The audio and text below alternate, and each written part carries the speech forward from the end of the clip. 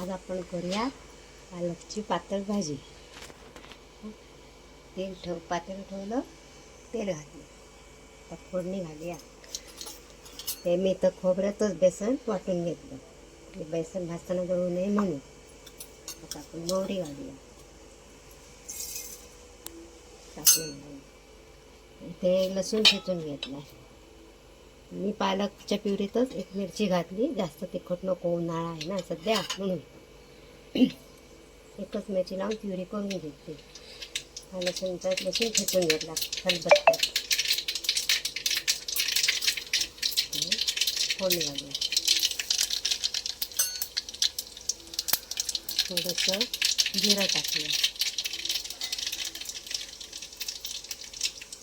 थोडी लसूण घालायची आता, आणि वरून तडका देणार त्याने परत जेणेकरून बेसन जळणार नाही.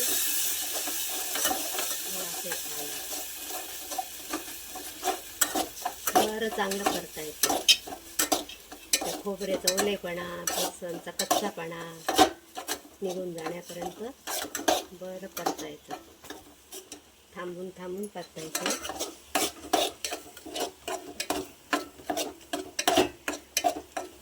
जास्त थांबून उपयोग नाही, कारण बेसन आहे ना, ते चिकटणार, आपले फुकट जाईल.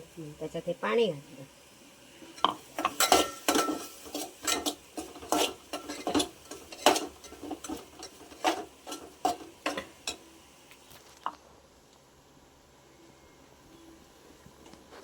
फ्राय करते.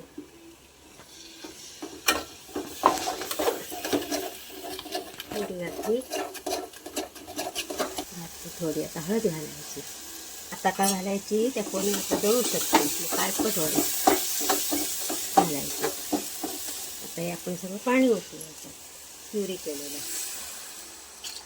असं. पाणी ओतलं तर खालून नाही ओरडायचं, नाही तर बेसन आहे ना ते खाली ओढतच जातं. हे सगळं आपण धुवून घालूया.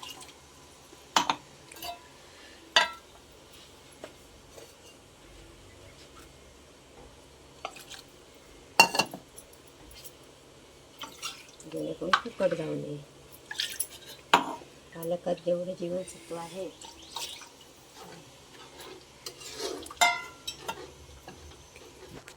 लिंबू पिळण्याचं कारण पालकात लोह जास्त असतं, त्यात एक पित्ताचं वगैरे त्रास होतो.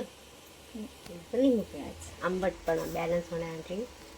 आणि आता चवीपुरतं मीठ.